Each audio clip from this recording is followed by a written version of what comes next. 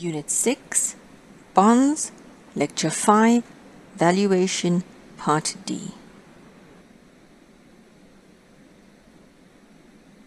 In the next two examples, we're actually going to value a bond using the bond function on your calculator. And the prescribed calculator for you for this course is the HP 10B2 Plus. So we're going to calculate the price of a bond using the bond function on your calculator. So we have an example. We have an investor who wants to determine the price of a bond currently trading in the market, which has the following characteristics. Its nominal value is R1,000,000. It has a semi-annual coupon of 12.5%. It matures on the 15th of December 2025, and its settlement date, or the date it was bought, is the 30th of January 2010.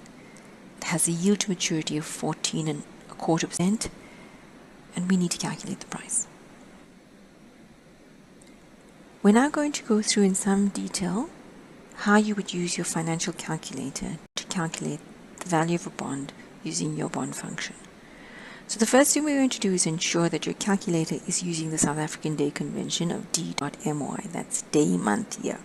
And to do that, you press the blue arrow and select D.MY above the input button. And you know you have it when it shows on your screen. Now, we're going to start by inputting the settlement date. If you look above the PRC button, you see set date in blue. So in your calculator, you would type 30.01/2010, enter, and you'd select the blue arrow and the set date. And that should show up as 30.01/2010. That's your settlement date or your purchase date. Now your MAT date is above MAR, and that would be 15.12/2025. Again, you put the blue arrow and you'd input into MAT date, and it should show up as 15/12/2025.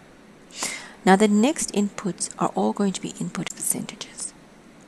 So your coupon percent will be input as 12.5. That's above the payment button. And remember, each time you need to access the blue writing, you've got to press the blue arrow. Your redemption value actually will be input as a percentage in the call button. And because it's being redeemed for par, you will enter 100 in the call button above the FV. Again, blue arrow. You would have to select now whether the payments are annual or semi-annual, and the annual semi-annual button is above CSD, again in blue writing. So you click on that until you see the word semi in your calculator. You would input your yield to maturity as 14.25. Once again, I reiterate, every time you need to access anything in the blue writing, you've got to press the blue arrow. And then finally, you'd press on the blue arrow and you'd click on price. And the price you should end up with is 89.06025683, and this is a percentage. So what you're going to have to do is divide this value by 100 and multiply it by 1,000,000 to get the 890,601 Rand and 56 cents. So over the next two slides, the example will focus on calculating the yield to maturity using your bond function. The main difference between this example and the previous one is your input here will be price as a percentage, and your output will be yield to maturity.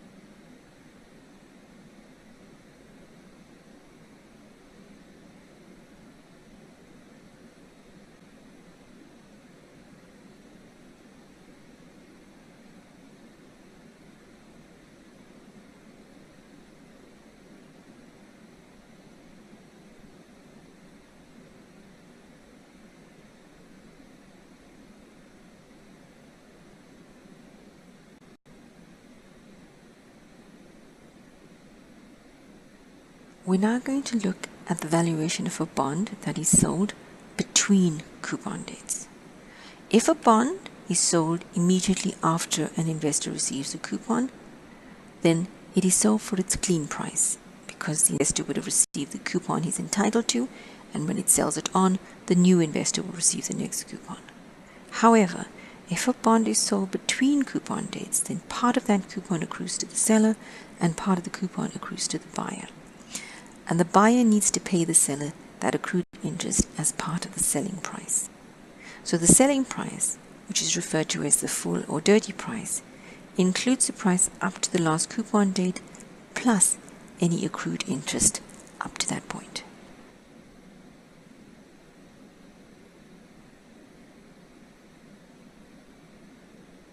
I'm now going to illustrate this concept with an example. You own a 10-year, 8% annual coupon bond issued on 1 January 2010 with a par value of 1,000. You receive coupons each year on 31 December,